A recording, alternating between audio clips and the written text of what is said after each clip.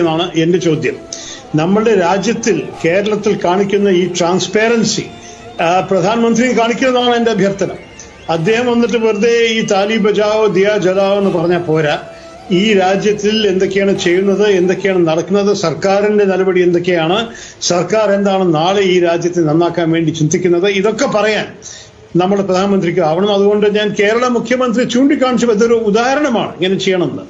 വേറെ ഡീറ്റെയിൽസ് ഞാൻ കിടക്കുന്നില്ല. ഞാൻ എന്റെ കോൺഗ്രസ് പാർട്ടി നേതാക്കൾ സംസാരിക്കുന്ന എല്ലാറ്റിലും യോജിപ്പുണ്ടെങ്കിലും കേരളത്തിനെ കുറിച്ച് ഞാനൊരു മലയാളിയായിട്ട് വലിയ അഭിമാനത്തോട് പറയുന്നു.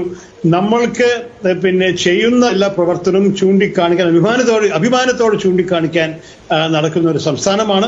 അതിൽ ചില ഡീറ്റെയിൽസിൽ വല്ല തെറ്റുണ്ടാവാം.